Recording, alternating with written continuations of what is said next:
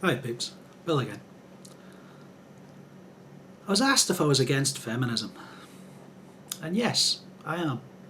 I'm very much against feminism. But I also strongly support women's rights. So you may be wondering how I can tell the difference. Well, it's not a privilege check failure on my part. Women's rights, like men's rights, are human rights. There should be equal pay for equal work. There should be equality in the eyes of the law. There should be equal access to our children if the parents separate. These are worthy and achievable goals, and it's something that we should all be striving towards. But what I'm beginning to realise is that feminism was never about women's rights. Aristocratic women have always been our rulers. They even got feminised versions of male titles. They got pretty frocks to rival the pretty doublet and hose that the men used to have. They had the power of life and death over most of the population for most of our recorded history. Nowadays they've swapped increased property rights for those lethal authorities, which is a pretty fair trade, in my humble opinion. Oh, lady. Working class women, they've always had to work. You know, the clue's in the name. Sometimes they worked alongside the men, and when they did that, they got the same wage. See, there weren't two pay scales for female and male riveters or welders in my hometown. It's true that women's jobs earned a lot less money. See, there's an aunt of mine, she's pushing 90. Go on yourself, Maisie. She worked for Rolls-Royce, and she's still pissed off that the men earn more than she did.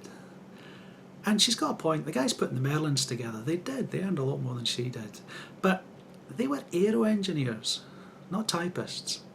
Now I'm pretty sure that she wouldn't have wanted to swap places with them. And I'm really sure that she wouldn't have wanted to swap places with the labourers who did all the heavy lifting and cleaned up all the swarf and the oil after the skilled workers were finished, and did it for less than she got. But that's besides the point. Feminism was never about shipyards or engineering firms. It was about choice, and it was about freedom. The choice and the freedom of already well-heeled women who wanted to play at work in life. Now, I suspect that living at the other end of the social scale, where something uncomfortably close to equality already existed, would have been a bit of an eye-opener for them. See, the guys down here at the coalface, male and female typists, labourers, engineers, mechanics, we would have jumped at the freedom and the choice that the feminists demanded, that the feminists got. I mean, who wouldn't want a cushy city job, earning shitloads of cash and risking nothing worse than a paper cut? But in spite of our grandparents' best efforts at the end of the war, it just hasn't happened.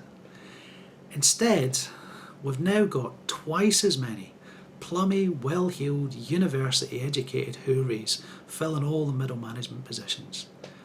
The door to real social justice was slammed shut the minute those little princesses decided that they had a right to play in this exciting sounding workplace.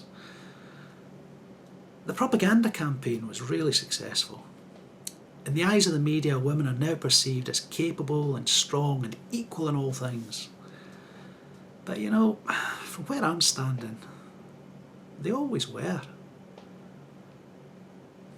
More to the point, if you're enforcing all sorts of penalties on males to benefit less capable females, then you're hurting the more capable females along with the males.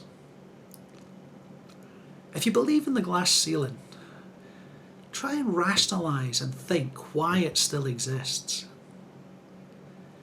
If the majority of your female high flyers got a free pass on the promotion trail, why on earth would you trust them as much as you would the males who had to demonstrate their superiority not just over the other candidates, but they had to do it in an environment where their peers were routinely promoted over the top of them, based purely on their gender?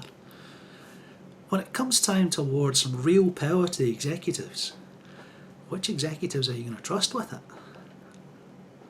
Or put it another way, feminism's created an environment which holds talented women back.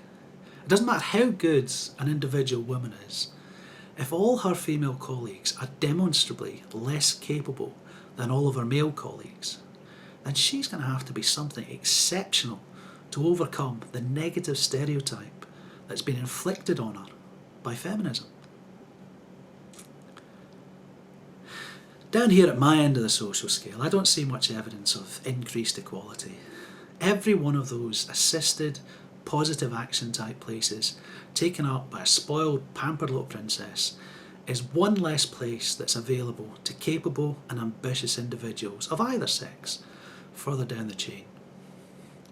Feminism is just as much about class as it is about sex. Listen to the talking heads, the male and the female ones. There's not many blue collars on show there, you know. So let's cut to the chase. Forget all this patriarchy and privilege horseshit.